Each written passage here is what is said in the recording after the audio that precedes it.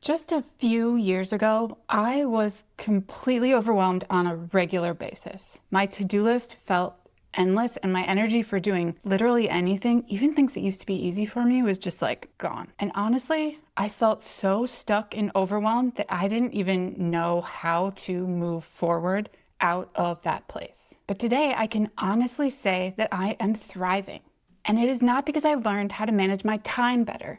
It is because I learned how to manage my energy better. So in this video, I'm going to share the exact steps I took to get out of ADHD overwhelm and survival mode and into a life where I am happy and I know that I can tackle anything that comes my way. If you're a woman with ADHD who's feeling constantly overwhelmed, this video is for you. And I have a free resource to share, so stick around. I'm Tiff, a neuroscience professor with a PhD and ADHD and a mom of two, and I help women with ADHD go from constantly overwhelmed, feeling like you're barely surviving, to energetic, empowered, confident, and truly thriving so that you can build a life you love that works in harmony with your unique ADHD brain. Let's dive in. A few years ago, I looked on the outside like I was succeeding. I had my dream job as a professor. I had my family. I looked calm and organized and successful on the outside. We all know how that goes. On the inside, I was a mess. I knew that I was about to drop all of the balls I was juggling. Everything felt held together by scotch tape, and it just all felt like it was about to fall apart every single day. I kept asking myself, how can I be more efficient so that I can cram all of this stuff that I want to do into my very limited time? I felt like I must be missing some critical, like organizational or productivity hack or app that would just unlock my success and allow me to just magically do all this stuff and not feel so exhausted and overwhelmed all the time. Everyone else around me seemed able to just cope with daily life, and here I was just drowning. I felt really bad about myself for struggling like I was. I thought slowing down meant failing, and failure was never an option for me. But then, if I can't slow down and I can't keep up this pace, like what was I supposed to do? I felt super stuck. Taking time for myself felt selfish, and asking for help meant admitting to people that I was struggling, and maybe that was going to hurt their image of me as this smart, successful person who never faltered and never struggled. I just didn't have it together like everyone else seemed to think. But I realized one day that if I keep going like this, I'm going to keep feeling like this forever. And once I put that all together, the nope that I heard inside of me to that was so big and so strong that I realized I got to do something to figure this out. I realized in that moment that if I didn't change something about the way I was operating, nothing in my life was going to change. No one was coming to save me. I had to save myself. And the kicker here was asking myself, would I be okay feeling like this 6 months from now, 1 year from now, 3 years from now? And again, that big visceral nope came out, and I'm just, again, even more certain something had to change. I needed to stop trying to do more and start doing more of what was important. I also needed to figure out what was important because I had no idea. So I started by learning how to manage my energy and my needs.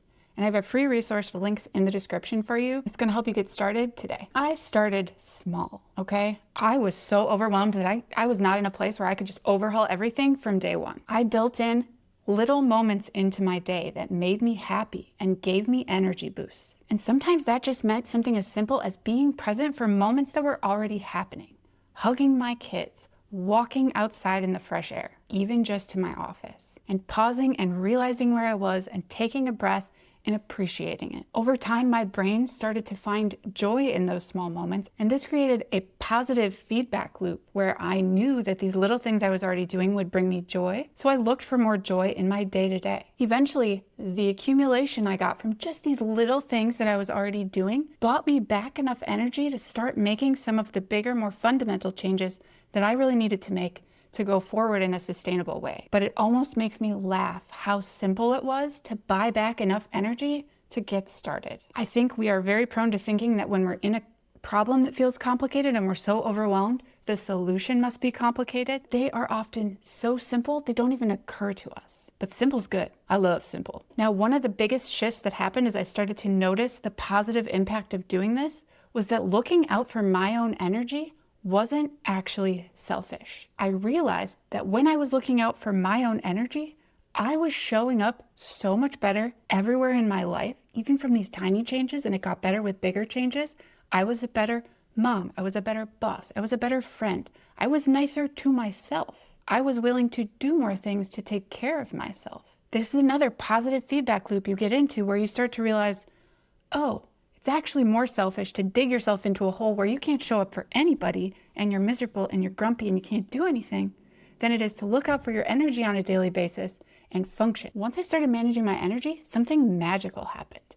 Everything else in my life started to get better without my doing anything extra. Because just by showing up better, I was doing better without having to try, without spending any extra energy or any mental effort or learning any new systems or hacks.